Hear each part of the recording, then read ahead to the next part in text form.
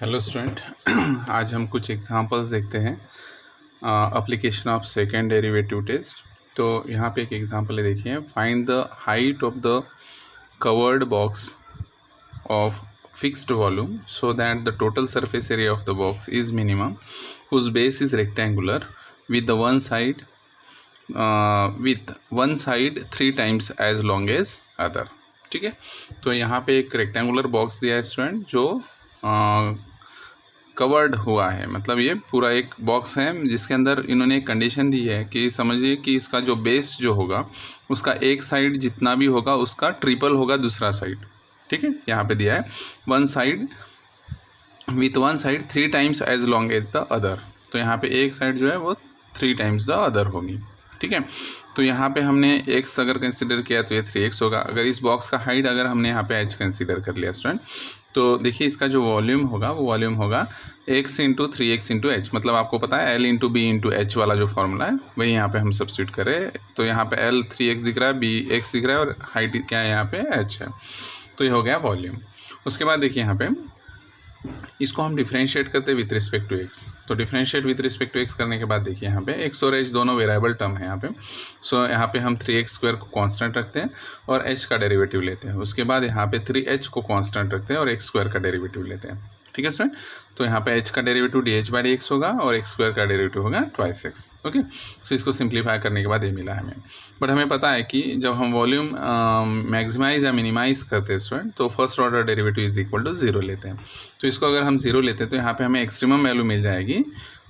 तो यहाँ से एक्सट्रीमम वैल्यू तो मिलनी चाहिए, बट यहाँ पे हमें एक टर्म dh/dx का है, तो यहाँ पे dh/dx की वैल्यू हमें -2h डिवाइडेड बाय x मिली है स्टूडेंट। ओके, उसके बाद हम क्या करते हैं, इसका सरफेस एरिया कंसिडर करते हैं। देखिए surface area of the box, हमें पता है कि सरफेस एरिया जब हमें यहाँ पे निकालना होगा तो ये सरफेस एरिया कैसे होगा स्टूडेंट, जो बेस वाला होगा इसका अगर हम सरफेस एरिया निकालते हैं तो सरफेस एरिया कितना हो जाएगा 3x मल्टीप्लाइड बाय x। ये तो नीचे वाले जो रेक्टेंगल दिख रहा है उसका एरिया हो गया। बट उसी तरह से ऊपर वाला जो रेक्टेंगल होगा उसका और नीचे वाले का दोनों का एरिया जो होगा सेम होगा। मतलब 3x इंटू एक्स 3x² हो गया। तो ये जो बॉटम वाला है इसका 3x² है, तो उसका टॉप वाला भी जो एरिया होगा वो 3x² होगा। मतलब 3x² प्लस 3x² कितना हो गया 2 times 3x²। ठीक है सर, तो ये 2 times 3x² आ गया यहाँ पे। उसके बाद ये वाला अगर हम इस साइड वाला लेते हैं तो आपको पता है कि ये नीचे वाली ऊपर वाली जो दोनों भी साइड होंगी तो उनका एरिया सेम होगा। ये जो फ्रंट वाला दिख रहा है वो और बैक वाला सेम होगा। ये साइड वाला और ये वाला साइड वाला दोनों का एरिया सेम होगा। तो यहाँ पे h और इसकी हाइट x और h यहाँ पे दिख रहा है, तो इसका एरिया हो जाएगा hx। तो यहाँ पे भी hx होगा। तो दोनों का एरिया का अगर हम एडिशन लेते तो 2 times hx होगा, वो यहाँ पे हमने लिखा है। उसके बाद ये जो फ्रंट वाला दिख रहा है आपको, तो ये साइड है यहाँ पे 3x और इसकी हाइट जो है वो h है स्टूडेंट। ठीक है, मतलब ये जो इसका जो एरिया होगा फ्रंट में जो दिख रहा है हमें, तो उसका एरिया हो जाएगा h इंटू 3x या तो 3x इंटू एच। तो ये वाला 3x इंटू एच हो गया, तो पीछे वाला भी 3x इंटू एच, मतलब वो 2 times हो जाएगा। ठीक है, दोनों का एडिशन 2 times। तो इस तरह से हमें ये सरफेस एरिया मिला है। तो इन दोनों का एडिशन अगर करते हैं हम, तो इन दोनों का एडिशन देखिए 6 और ये 2 8 हो जाएगा और यहाँ पे मिलेगा आपको 6x²। ओके, इसको हम डिफ्रेंशिएट करेंगे विथ रिस्पेक्ट टू x। तो यहाँ पे हमें डिफ्रेंशिएशन मिला विथ रिस्पेक्ट टू x। तो यहाँ पे हम प्रोडक्ट रूल यूज़ करते हैं, first function derivative of second plus second function derivative of x यहाँ पे 1 हो जाएगा। ठीक है, उसके बाद देखिए यहाँ पे हमें 12x इंटू 8x। उसके बाद dh/dx की वैल्यू हमने इक्वेशन नंबर 1 में निकाली थी, वो वैल्यू हम यहाँ पे सब्स्टिट्यूट कर देंगे। ओके स्टूडेंट, तो ये वैल्यू यहाँ पे सब्स्टिट्यूट करने के बाद यहाँ से x और x कैंसिल हो जाएगा और ये हो जाएगा -16h, ये -16h और ये वाला +8h। इन दोनों का एडिशन आप करते हो तो -8h मिल जाएगा। ठीक है, तो फॉर मिनिमम सरफेस हम यहाँ पे dh/dx की वैल्यू हम 0 लेते हैं, तो हमें यहाँ पे कंडीशन मिल जाती है h और x के फॉर्म में। तो h की वैल्यू मतलब height is equal to in terms of हमें साइड मिल गई इसकी, तो यहाँ पे h is equal to 3/2 times x मिल गया। ओके, अगेन हम इसको अगर डिफ्रेंशिएट करते हैं student with respect to x, तो ये हो जाएगा, मतलब ये जो इक्वेशन हमने यहाँ पे निकाला था dh/dx को, क्योंकि यहाँ पे हमें सरफेस एरिया जो है वो सरफेस एरिया यहाँ पे मिनिमम दिखाना था, तो इसको हम फिर से डिफ्रेंशिएट करते हैं। मतलब हम यहाँ पे सेकेंड डेरिवेटिव टेस्ट यूज़ करने वाले, तो इसको डिफ्रेंशिएट करने के बाद हमें ये वाला एक टर्म मिलता है स्टूडेंट। तो ये जो है वो ग्रेटर देन 0 दिख रहा है ना। तो ग्रेटर देन 0 है मतलब ये पॉजिटिव है। अगर सेकेंड ऑर्डर डेरिवेटिव पॉजिटिव होता तो वो फंक्शन क्या हो जाएगा, मिनिमम हो जाएगा। मतलब यहाँ पे सरफेस एरिया जो होगा मिनिमम होगा कब, जब h की वैल्यू क्या हो जाएगी 3/2 टाइम्स x। तो यहाँ पे हमें यही प्रूव करना था कि सरफेस एरिया जो होगा बॉक्स का वो मिनिमम होगा जब उसके रेक्टेंगुलर साइड्स मतलब वो जो हम लेते एक साइड जो है वो उसके दूसरे साइड के 3 टाइम्स होगी। तो वही हमने यहाँ पे प्रूव किया। देखिए h इज इक्वल टू क्या मिल गया हमें यहाँ पे 3/2 times shorter sides of the box. Okay, तो ये कंडीशन हमें मिली है। जब सरफेस एरिया मिनिमम होता है तो जो हाइट होगी वो 3/2 टाइम्स क्या हो जाएगी, shorter sides of the base. तो ये जो शॉर्टर साइड हमने यहाँ पे ली उसकी 3/2 टाइम्स होगा हाइट। ओके, सो इस तरह से हमें यहाँ पे क्योंकि हमें देखिए यहाँ पे फाइंड आउट द हाइट पूछा था तो हमने हाइट फाइंड आउट की इन टर्म्स ऑफ साइड्स। तो ये हाइट इज इक्वल टू हमें मिल गई 3/2 times shorter side of the base. Okay, so this way we find the given dimensions और sometimes if we have to find the base sides और height तो वो हम सभी फाइंड आउट कर सकते हैं by using second derivative test. तो ये हो गया फर्स्ट एग्जांपल। देखिए second example, two sides of a triangle are given, find the angle between them such that the area of the triangle is maximum। Okay, तो एक triangle है उसके दो साइड्स अगर यहाँ पे गिवन है, समझ लीजिए कि बी और सी गिवन है, उसके अंदर का एंगल जो होगा वो समझ लीजिए ए होगा। ठीक है, तो हमने triangle A B C consider किया है, length of A B is equal to C consider किया है और A C is equal to B लिया है। ठीक है, तो डेल्टा इज इक्वल टू अगर हम एरिया ऑफ ट्रायंगल लेते हैं स्टूडेंट, तो ये एंगल ए है, इन दोनों के बीच में, दोनों साइड के बीच वाला एंगल ए है। तो यहाँ पे delta is equal to formula है स्टूडेंट, ये ट्रिग्नोमेट्रिक फंक्शन वाला फॉर्मूला है, ये आगे आपको ट्रिग्नोमेट्रिक फंक्शन में पढ़ने को मिलेगा। तो डेल्टा इज इक्वल टू मिलेगा आपको half of B C into sine of A. Okay, half of B C into sine of A. ठीक है, तो अब हम क्या करते हैं, देखिए स्टूडेंट, यहाँ पे b एक साइड है, c भी साइड है और हाफ तो कांस्टेंट ही था। तो इन तीनों टर्म को अगर हम कांस्टेंट लेते हैं तो यहाँ पे a जो होगा वो एंगल वेरिएबल होगा, क्योंकि डिफरेंट एंगल के लिए डिफरेंट हमें यहाँ पे कंडीशंस मिलती जाएंगी। तो हम इसको डिफ्रेंशिएट करेंगे विथ रिस्पेक्ट टू ए। तो डिफ्रेंशिएट करने के बाद क्या मिलेगा, देखिए साइन ए का डेरिवेटिव क्या हो जाएगा, कॉस ए हो जाएगा स्टूडेंट। ओके, उसके बाद यहाँ पे फर्स्ट ऑर्डर डेरिवेटिव जो है वो ज़ीरो होगा, क्योंकि हम यहाँ पे सेकंड डेरिवेटिव टेस्ट यहाँ पे यूज़ करें। तो फर्स्ट ऑर्डर डेरिवेटिव ज़ीरो होगा तो हमें यहाँ पे एक्सट्रीमम वैल्यू मिलेगी स्टूडेंट। तो यहाँ पे एक्सट्रीमम वैल्यू के लिए हमने फर्स्ट ऑर्डर डेरिवेटिव ज़ीरो लिया, तो यहाँ से हमें half of B C cos of A is equal to zero मिला। But half of B C अगर आप शिफ्ट कर देते तो cos of A is equal to क्या मिलेगा आपको, जीरो। तो कौन से एंगल की वैल्यू, कॉस ऑफ ए अगर जीरो है तो कॉस के कौन से एंगल की वैल्यू जीरो थी स्टूडेंट, कॉस ऑफ π/2 की। तो हम इस जीरो की जगह कॉस ऑफ π/2 लिखते हैं। ठीक है, तो कॉस ऑफ π/2 लिखने के बाद देखिए आपको इस इक्वेशन को अगर आप कंपेयर करते हो तो ए की वैल्यू क्या मिल जाएगी आपको, π/2 मिलेगी। ठीक है, उसके बाद हम फिर से डिफ्रेंशिएट करेंगे स्टूडेंट इक्वेशन नंबर 2 को, क्योंकि हमें यहाँ पे मैक्सिमम दिखाना था एरिया ऑफ द ट्रायंगल। ठीक है, तो ये जो एरिया ऑफ द ट्रायंगल था इसको हम फर्स्ट ऑर्डर को फिर से एक बार डिफ्रेंशिएट करते हैं। तो कॉस ए का डेरिवेटिव क्या हो जाएगा स्टूडेंट, माइनस का साइन ऑफ ए, और यहाँ पे ए की वैल्यू क्या दिखाई दे रही है हमें, π/2 दिखाई दे रही है। तो ये जो सेकंड ऑर्डर डेरिवेटिव होगा वो at a is equal to π/2 अगर हम लेते हैं तो यहाँ पे π/2 सब्स्टिट्यूट करने के बाद साइन ऑफ π/2 की वैल्यू क्या होती है, 1 होती है।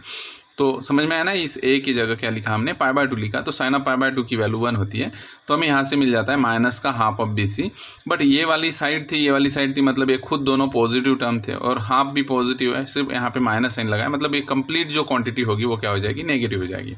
मतलब ये जो डेल्टा जो है सेकेंड ऑर्डर डेरिवेटिव वो क्या मिल गया हमें, नेगेटिव मिल गया। मतलब ये जो फंक्शन होगा वो फंक्शन क्या हो जाएगा, मैक्सिमम होगा जब ए इज इक्वल टू π/2। तो यहाँ पे फंक्शन क्या लिया था हमने, एरिया ऑफ द ट्रायंगल लिया था। सो एरिया ऑफ ट्रायंगल क्या हो जाएगा, मैक्सिमम होगा जब ए की वैल्यू क्या हो जाएगी, π/2। तो यही हमें यहाँ पे प्रूव करना था।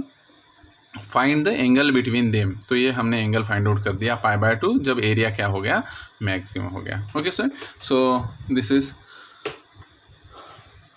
Second example. अब देखिए एक थर्ड एग्जाम्पल है यहाँ पे, this slant height of right circular cone is L. तो ये स्लैंट हाइट है इस राइट सर्कुलर कोन की। Okay, show that the semi vertical angle of the cone of maximum volume is tan inverse of √2। तो इसका जो semi vertical angle होगा, semi vertical का मतलब ये वाला एंगल जो होगा जिसको मैंने यहाँ पे अल्फ़ा कंसीडर किया हुआ है, तो हमें यहाँ पे अल्फ़ा की वैल्यू क्या प्रूव करनी होगी स्टूडेंट, tan इनवर्स ऑफ √2। तो इस स्लैंट हाइट हमने यहाँ पे l ये तो गिवन थी, हमने इसकी हाइट समझ लीजिए कि x कंसीडर की, और जो रेडियस होगा बेस रेडियस वो अगर हमने r कंसीडर कर लिया। देखिए यहाँ पे r is equal to radius of base, x is equal to height of cone, ये स्लैंट हाइट गिवन था, और जो सेमी वर्टिकल एंगल जो है इसको अगर हमने अल्फ़ा कंसीडर कर लिया स्टूडेंट, ओके, ये अल्फ़ा है। तो देखिए ये जो फिगर है यहाँ से हमें ट्रायंगल ABC जो दिख रहा है, यहाँ पे ये triangle ABC right angle triangle दिख रहा है, तो हम यहाँ पे पाइथागोरस थ्योरम अप्लाई कर सकते हैं। सो अकॉर्डिंगली क्या हो जाएगा, L² is equal to x² plus r²। ये देखिए L² is equal to x² plus r²। ठीक है, तो r² की वैल्यू हमें यहाँ पे क्या मिल जाएगी स्टूडेंट, इस x² को अगर यहाँ पे शिफ्ट कर देते तो L² माइनस x², तो इसको इक्वेशन नंबर 1 दे दी। अब हमें यहाँ पे वॉल्यूम ऑफ द कोन लेना है, तो volume of the cone is equal to क्या था student, 1/3 pi r² h, actually h होता है, बट यहाँ पे हाइट यहाँ पे हमने x कंसीडर किए तो यहाँ पे x लिखा है हमने। ठीक है, तो r² की वैल्यू यहाँ पे L² माइनस x² था, वो हमने यहाँ पे सब्स्टिट्यूट कर दी, x से मल्टीप्लाई कर दिया दोनों को। इसको हम डिफरेंशिएट करते हैं student with respect to x। अगर डिफरेंशिएट करते तो क्या हो जाएगा, देखिए यहाँ पे ये 1/3 पाई कॉन्स्टेंट बाहर रखते हैं हम, यहाँ पे x का डेरिवेटिव 1 हो जाएगा स्टूडेंट, तो यहाँ पे 1 into L² is equal to L² हो गया, और x³ का डेरिवेटिव हो जाएगा 3x²। ओके, सो हम इसको लेबल कर देते हैं number 2। But for maximum volume जो फर्स्ट ऑर्डर डेरिवेटिव होगा वो 0 होगा, मतलब एक्सट्रीमम वैल्यू हमें निकालने के लिए ये कंडीशन लेनी पड़ती है। सो dv/dx इज इक्वल टू हमने 0 लिया, तो इसको अगर हम 0 कंसीडर करते तो 1/3 पाई इसको अगर यहाँ पे शिफ्ट कर दे तो हमें यहाँ पे मिल जाएगा L² minus 3x² is equal to 0। मतलब ये यहाँ आने के बाद क्या हो जाएगा, इसके साथ मल्टीप्लाई या डिवीजन में अगर आता है तो 0 divided by any finite is equal to again क्या हो जाता है, 0 होता है। तो यहाँ पे 0 मिला है। सो यहाँ से हमें यहाँ पे L² की वैल्यू देखिए 3x² मिलती है, या तो आप x² की वैल्यू निकाल सकते हो L²/3। मतलब x की वैल्यू जो हो जाएगी अगर स्क्वायर रूट लेते हो दोनों तरफ, तो यहाँ पे L मिलेगा, यहाँ पे √3 मिलेगा, बट ये प्लस माइनस होगा। बट हमने यहाँ पे x जो है वो हाइट ऑफ द कोन लिया था, वो नेगेटिव कभी नहीं होगा स्टूडेंट, इसलिए यहाँ पे x की वैल्यू नेगेटिव हम ड्रॉप करते हैं और सिर्फ पॉजिटिव वैल्यू यहाँ से लेते हैं। तो x की वैल्यू हमने L/√3 ली। तो हम फिर से क्या करते हैं, देखिए कि इसको मैक्सिमाइज़ करना है स्टूडेंट, तो मैक्सिमाइज़ करने के लिए हमें क्या करना पड़ेगा, इस फंक्शन को फिर से डिफरेंशिएट करना पड़ेगा। इसको अगर हम फिर से डिफरेंशिएट करते हैं तो ये सेकंड ऑर्डर डेरिवेटिव मिल जाएगा स्टूडेंट। तो इसका सेकंड ऑर्डर डेरिवेटिव देखिए L² यहाँ पे कांस्टेंट है तो इसका डेरिवेटिव 0 हो जाएगा, और यहाँ पे मिलेगा आपको माइनस का 6x, ये हमने यहाँ पे माइनस का 6x लिखा है। ठीक है, इसका अगर मल्टीप्लिकेशन करते तो -2πx मिलेगा, जबकि ये सभी बाकी की क्वांटिटी जैसे x जो है वो लेंथ थी, मतलब हाइट थी, तो वो पॉजिटिव होगी खुद, पाई खुद एक इरेशनल नंबर जो पॉजिटिव होता है, 2 पॉजिटिव है, बाहर माइनस साइन लगा है, मतलब ये पूरी की पूरी क्वांटिटी नेगेटिव होगी। जब ये नेगेटिव होता है तो फंक्शन क्या हो जाएगा, मैक्सिमम हो जाएगा स्टूडेंट। बट हमें यहाँ पे ये वाली क्वांटिटी यहाँ पे निकालनी थी, x is equal to L/√3, तो हमने x की वैल्यू यहाँ पे L/√3, उससे कुछ फर्क नहीं पड़ेगा, वो भी लेस देन 0 हो गया। ठीक है, तो ये फंक्शन मैक्सिमम हो गया student at x is equal to L/√3 पे। ओके, अब देखिए वॉल्यूम ऑफ द कोन जो है वो मैक्सिमम हो जाएगा क्योंकि यहाँ पे लेस देन 0 मिला है। ओके, सो कौन से पॉइंट पे मिला, x is equal to L/√3। तो ये वाली जो वैल्यू है x की L/√3 वो हम सब्स्टिट्यूट कर देंगे इक्वेशन नंबर 1 में। ठीक है, तो x की वैल्यू अगर हमने L/√3 यहाँ पे सब्स्टिट्यूट कर दी, तो इसको अगर हम सॉल्व करते हैं, सिंप्लीफाई करते हैं, तो यहाँ पे देखिए यहाँ पे x² था, तो अगर हमने यहाँ पे x² किया तो L²/3 हो जाएगा। इसको क्रॉस मल्टीप्लाई करके सॉल्व करते हैं तो r की वैल्यू हमें क्या मिलती है, √2L/√3। देखिए बट अभी हमें यहाँ पे सेमी वर्टिकल एंगल अल्फा निकालना था स्टूडेंट, तो हमें पता है कि tan of alpha is equal to क्या होता है, opposite side divided by adjacent side. मतलब हमें यहाँ पे r और x दोनों की वैल्यू यूज़ करनी पड़ेगी, है ना, r/x।